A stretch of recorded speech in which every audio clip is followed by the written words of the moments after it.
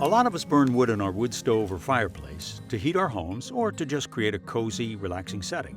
However, the way we store, dry, and burn our wood can make a difference. Did you know that burning wet firewood is not only a waste of energy and money, but it can also create harmful air pollution? And it can make you, your family, or your neighbors sick. To protect your family's health, your neighbor's health, and save energy, burn wood that's been properly dried. We're going to show you how to build a wood storage shed that will allow you to properly store and dry wood for a warmer fire with less smoke. It's simple to build, using mostly straight cuts, with no mitered corners or joints. The finished shed will hold about 1 cord of wood. Please visit our website and click on the Modular Woodshed Plans and Materials list. Printing out the construction diagram and materials list provides a good guide for constructing the shed. Here are some suggested tools that are helpful in getting the job done.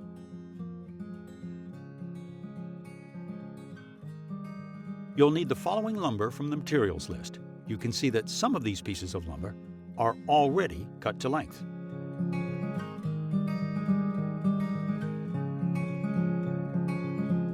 Following the construction diagram, start building the shed by measuring out each type of lumber.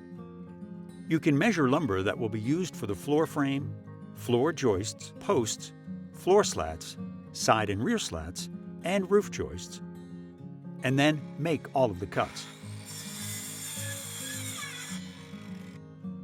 First, assemble the floor frame. You can do this either on sawhorses or at the final ground position.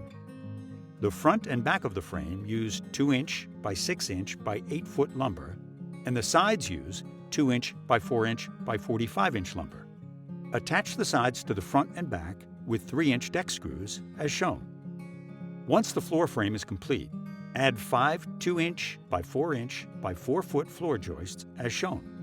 Secure the floor joist to the 2-inch by 6-inch by 8-foot floor frame at the front and back of the frame with 2 3-inch deck screws on each end of the floor joist. Keep 3 of the 2-inch by 4-inch by 4-foot floor joists aside. We'll secure them after the front and back 4-foot by 4-foot posts are in place. Place the floor frame in position. You can place 2 4-foot by 4-foot posts or the deck blocks under the floor frame, lifting it up off the ground. This will allow the post to be secured, extending 3.5 inches below the floor frame. There are a total of 6 posts, 3 4-foot by 4-foot by 5-foot 6-inch posts on the back of the shed, and 3 4-foot by 4-foot by 6-foot posts on the front of the shed. You can temporarily secure each post using 3.5-inch screws to hold them in place. Add the 3 remaining 2-inch by 4-inch by 4-foot floor joists on each side of the posts. Secure the floor joist with 2 3-inch deck screws on each end of the floor joist. Then secure each post to the 2-inch by 6-inch by 8-foot floor frame at the front and back with 2 1/4-inch by 5-inch lag screws. Add the 5 1-inch by 4-inch by 8-foot floor slats to the frame, using 2 1.5-inch deck screws to secure the slats to each floor joist.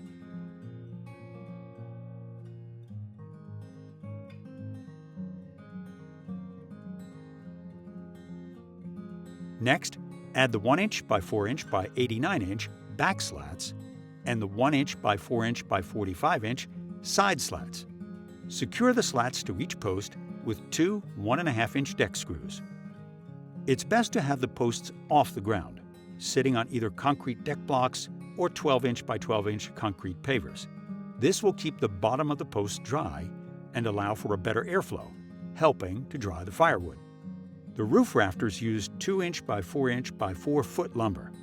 Attach 1 rafter to each side of the front and back posts. Use 2 3-inch deck screws on each post to secure the rafters.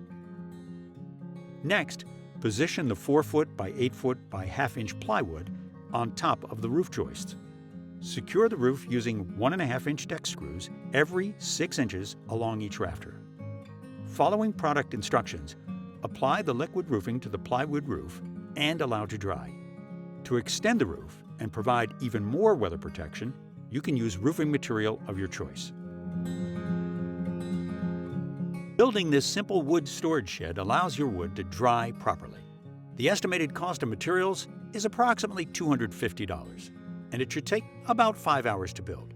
To dry the wood properly, be sure to split your wood before stacking it and allow space between the pieces of wood so air can circulate through the stack. Dry, seasoned wood will give you a hotter fire, less smoke, and you'll use less wood. For more information about EPA's BurnWise program, please visit our website.